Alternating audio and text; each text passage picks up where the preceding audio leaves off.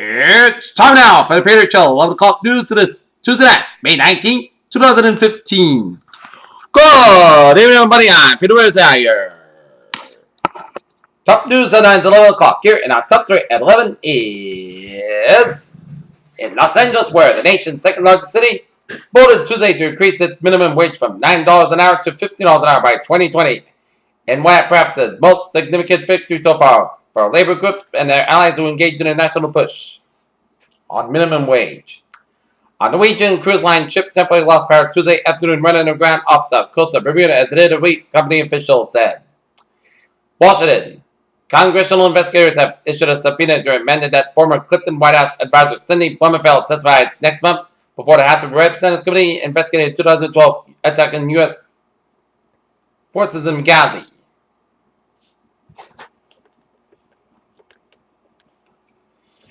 Iraqi F-40s on Tuesday ramped up recruitment of volunteers to join pro-government forces fighting Islamic State. Official news media said as American officials tried to downplay gains by the militants that appeared to come through the sharp setback for the U.S. More than 370 migrants stranded at sea for months have been rescued and taken to Indonesia, the latest in a stream of Rohingya and Bangladeshi migrants to reach shore, and a growing problem for Southeast Asia. The United Nations Secretary General Ban Ki-moon said on Wednesday that North Korea had suddenly withdrawn its approval from him to escalate countries to the visit an industrial park that South Korea jointly operates with the North. Jim Kenney, a former Philadelphia city councilman who has cast himself as progressive in the mayor, Bill de Blasio of New York, handily defeated 5 other candidates to win the Democratic nomination of mayor on Tuesday. Waco, Texas, a deadly shootout here on Sunday between rebel motorcycle gangs that's led to what appears to be the largest roundup of mass arrested bikers in recent American history, experts said. Walmart stores incorporated on Tuesday joined the list of U.S. retailers reporting disappointing quarter results, saying consumers parking in tax refunds and savings from cheaper gasoline had dented its sales growth. Japan's economy is posting strong growth, but the bad news, economists are warning that there's slow expansion ahead for Asia's second largest economy.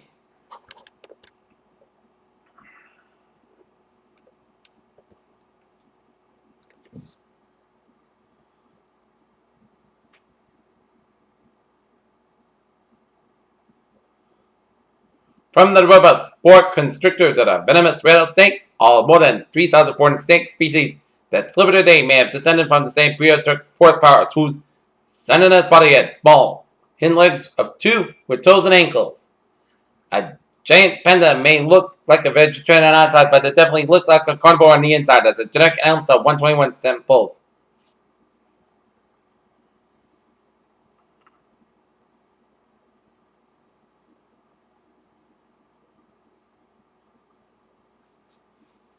A new study looking at gluten quantities in probiotic supplements has found that many of the supplements that labeling themselves as gluten-free actually contain gluten.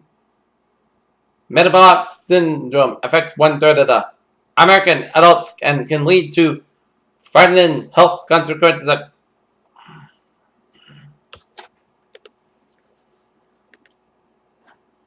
take a look at New England alerts here at 11:04. In Bronx, New York, a person versus train at EMS Box 369 for RT2 line at White Plains Road and East 225th Street as Baton 15 requested power for to be off for a person stuck by the train and is currently pinned underneath. In Hartford, Connecticut, police are investigating after a man was shot on Irving Street in Hartford. The man is in critical condition in St. Francis Park. Deputy Chief Brian Foley says not looking. Agawam, Massachusetts, a second alarm fire on 387 Springfield Street. The heavy fire showed from the attic of a 2.5-story wood frame residential dwelling. Companies got defensive at this time. And in Springfield, Massachusetts, shots fired. Police have responded near Mason Square apartments, which they did for one vehicle that was shot at. Police recovered shell casings and they are looking for a dark green SUV as right now there are no victims of the incident. Peter Chill News Time, 11:05 here on this late Tuesday. Time now for a travel report here. Mass back on the westbound side, a little slow after Route 9 in Framingham. 129 on the southbound side, slow after Route 9 in Wellesley, all the way up to Great Plain Avenue in Needham here. And then you hit the brakes again from 135 Needham to 109 in Westwood here. Mass parking in the eastbound side, so from the Osborne Toll to the Prue Tunnel here. And 195 on the westbound side, a little slow before 240 in Ferry meter. And 190 on the southbound side here, it is a little slow through West Boylston here. But otherwise, a smooth sailing community on this late Tuesday night here.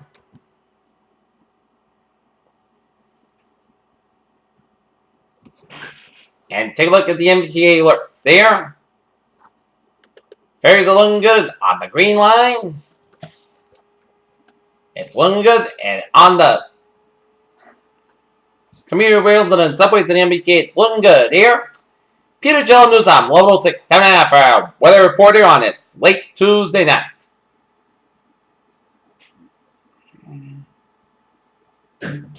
A cold front will swing for this.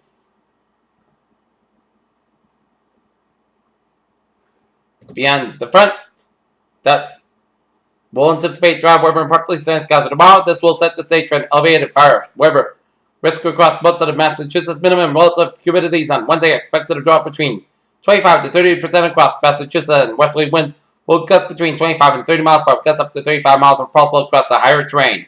Even though precipitation did occur today, local fire weather officials have advised that an elevated fire weather spread potential for due to the dry and windy conditions forecast for tomorrow here.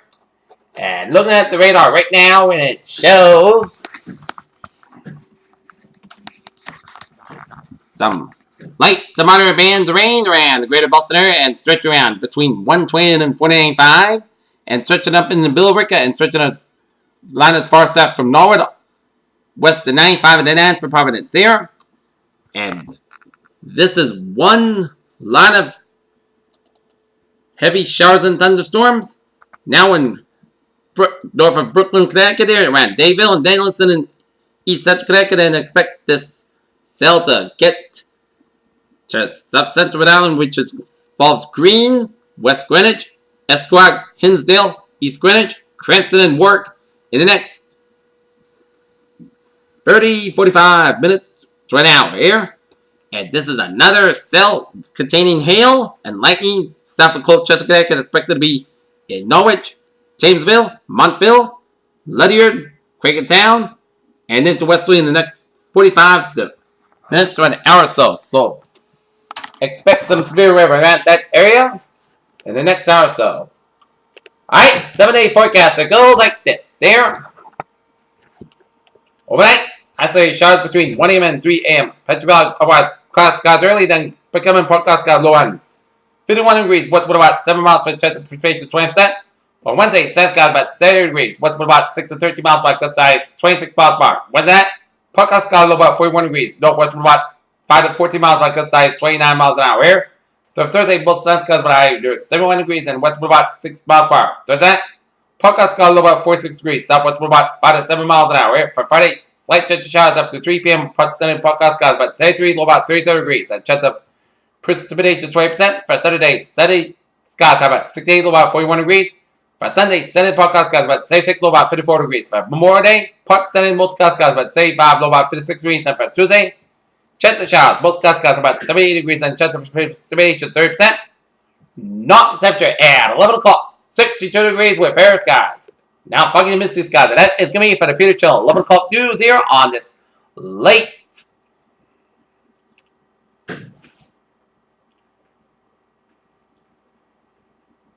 Tuesday, May 19th, 2015. Please have a good night. See you tomorrow. Good night.